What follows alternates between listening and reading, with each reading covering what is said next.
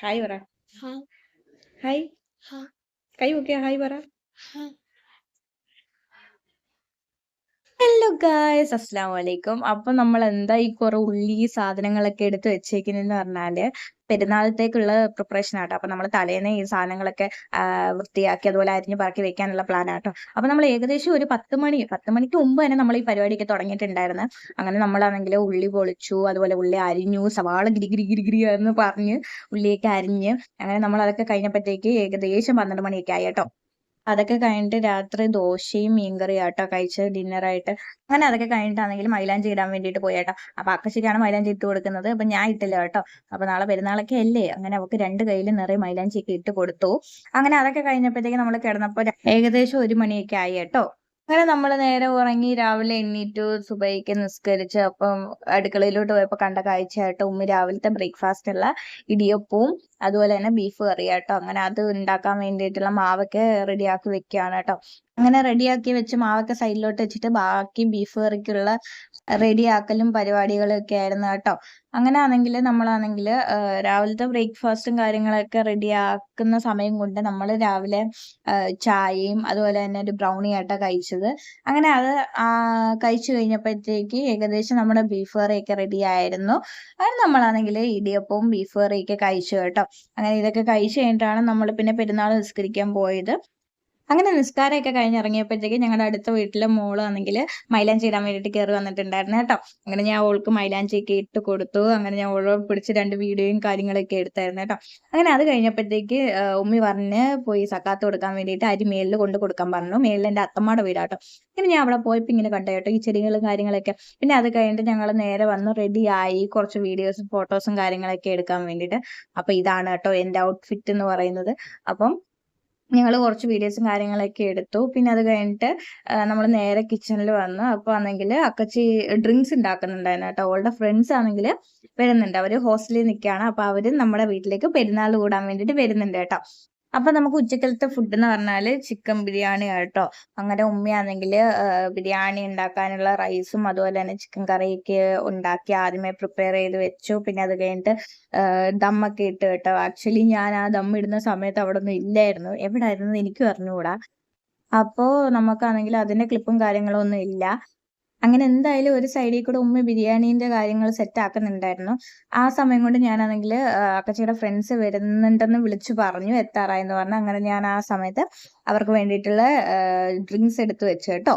അങ്ങനെ അത് കഴിഞ്ഞപ്പോഴത്തേക്ക് ഉമ്മ പറഞ്ഞ് ബിരിയാണിക്കകത്ത് ഇടാനുള്ള ഉള്ളി വറുക്കാൻ പറഞ്ഞു. അങ്ങനെ അതും വറുത്തോണ്ട് അവിടെ നിന്നു. ആ സമയത്ത് അവർ വന്നു കേട്ടോ. അപ്പൊ ഞാൻ കിച്ചണിലായിരുന്നു, ഞാനും ഉമ്മയും കിച്ചണിലായിരുന്നു. ഞങ്ങൾ ഇതിന്റെ ബിരിയാണി ഉണ്ടാക്കുന്നതിന്റെ ബാക്കി കാര്യങ്ങൾ ചെയ്തുകൊണ്ടിരിക്കുകയായിരുന്നു കേട്ടോ. അങ്ങനെ അവര് വന്നു. പിന്നെ അവരാണെങ്കിൽ അവരായി അവരുടെ പാടായി എന്നൊക്കെ പറയുന്ന പോലെ അവർ വന്നപ്പോൾ കുറേ ഫോട്ടോസും കാര്യങ്ങളൊക്കെ എടുത്തുകൊണ്ടിരിക്കുകയായിരുന്നു. അതിന്റെ ഇടയിൽ ഞാനും അവിടെ പോയിട്ട് ഇങ്ങനെ ജസ്റ്റ് അങ്ങോട്ടും ഇങ്ങോട്ടൊക്കെ ഒന്ന് കറങ്ങി നിന്ന് 2-3 ഫോട്ടോസും അതുപോലെ തന്നെ കുറച്ച് വീഡിയോസും കാര്യങ്ങളൊക്കെ എടുത്തായിരുന്നു കേട്ടോ. ഇതൊക്കെ കേട്ടോ. അപ്പൊ അതിന്റെ അക്കച്ചിയുടെ ഫ്രണ്ട്സ് എന്ന് പറയുന്നത് ഇവരൊക്കെ ഹോസ്റ്റലിൽ നിൽക്കുന്നതാണ്. ഈ ചേട്ടൻ മാത്രമാണ് നമ്മുടെ വീടിന്റെ അടുത്തുള്ള കേട്ടോ. അപ്പൊ ഈ ചേട്ടൻ ഹോസ്റ്റലിൽ നിൽക്കുന്നില്ല കേട്ടോ. അങ്ങനെ ഞങ്ങളാണെങ്കിൽ കുറച്ച് കാര്യമൊക്കെ പറഞ്ഞു. പിന്നെ അതുപോലെ പാത്തു ഉണ്ടായിരുന്നു. അങ്ങനെ ഞങ്ങൾ എല്ലാവരും കുറച്ച് വീഡിയോസും കാര്യങ്ങളൊക്കെ എടുത്തു. അങ്ങനെ നമ്മൾ കുറച്ച് നേരം ഇങ്ങനെ നല്ല എൻജോയ് ചെയ്തൊക്കെ നിന്ന്. അത് കഴിഞ്ഞിട്ട് ഞാൻ പിന്നെ എൻ്റെ അക്കച്ചിയെ അവരുടെ ഫ്രണ്ട്സിന്റെ കൂടെ വിട്ടിട്ട് ഞാനും പാത്തുവും പിന്നെ ഇറങ്ങി വന്നു കേട്ടോ. അങ്ങനെ ഞങ്ങൾ കുറച്ച് വീഡിയോസും കാര്യങ്ങളും ഫോട്ടോസൊക്കെ എടുത്തു. ആദ്യം എന്നോട് പാത്തു അടുക്കത്തില്ലായിരുന്നു കേട്ടോ. പിന്നെ നമ്മൾ കുറച്ചു നേരം നിന്ന് കളിച്ച് ചിരിച്ചൊക്കെ ആയപ്പോഴത്തേക്ക് സെറ്റായി. അങ്ങനെ അതിനെയും പിടിച്ചിരുത്തി 2-3 ഫോട്ടോസും കാര്യങ്ങളൊക്കെ എടുത്തു കേട്ടോ. അങ്ങനെ ഞാനും ഹാപ്പി, പാത്തുവും ഹാപ്പി.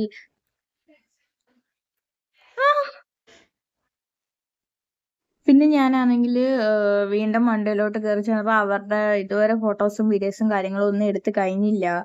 പിന്നെ ആണെങ്കിൽ ഞാനും അതിന്റെ ഇടയിൽ കയറിയിട്ട് എന്റെ വ്ളോഗിനും വേണ്ടിയിട്ടുള്ള കുറച്ച് വീഡിയോസും ക്ലിപ്പുകളും ഒക്കെ എടുത്തേട്ടാ. അവരെ പിടിച്ചെത്തി ആയിട്ട് പറഞ്ഞു. അങ്ങനെ അപ്പൊ ഞാനും ഫസ്റ്റ് ടൈം ആട്ടോ ഇവരെ കാണുന്നത്. പിന്നെ പെട്ടെന്ന് കമ്പനി ആയി. എനിക്കറിയില്ല, എന്നാലും ഞാനും പാത്തുമൊക്കെ പെട്ടെന്ന് കമ്പനി ആയി കേട്ടോ.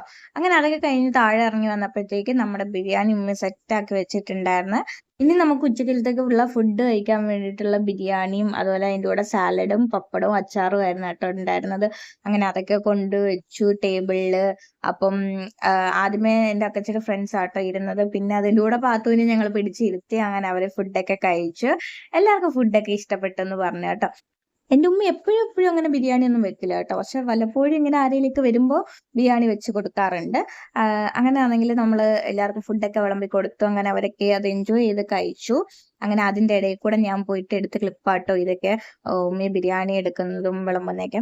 പിന്നെ അത് കഴിഞ്ഞിട്ട് നമ്മളാണെങ്കിൽ ഫുഡൊക്കെ കഴിച്ച് കഴിഞ്ഞിട്ട് അവർക്ക് ഡെസേർട്ട് ആയിട്ട് കൊടുത്തതെന്ന് പറഞ്ഞാൽ ഐസ്ക്രീം ആട്ടോ. അങ്ങനെ മാംഗോ ഐസ്ക്രീമും കൊടുത്തു. പിന്നെ അത് കഴിഞ്ഞിട്ട് അമ്മച്ചമ്മ ഉണ്ടായിരുന്നു. അമ്മച്ചമ്മ മീൻസ് എൻ്റെ ഉമ്മിയുടെ ഉമ്മിയാണ് കേട്ടോ. അങ്ങനെ അമ്മച്ചമ്മയും ഉണ്ടായിരുന്നു. പിന്നെ അത് കഴിഞ്ഞിട്ട് ഞാനും ഫുഡ് കഴിക്കാൻ വേണ്ടിയിട്ട് ഇരുന്ന്. അങ്ങനെ എനിക്ക് ആവശ്യമുള്ള അത്രയും ബിരിയാണി ഞാൻ എടുത്ത് അങ്ങനെ ഞാൻ കഴിക്കായിരുന്നു കേട്ടോ.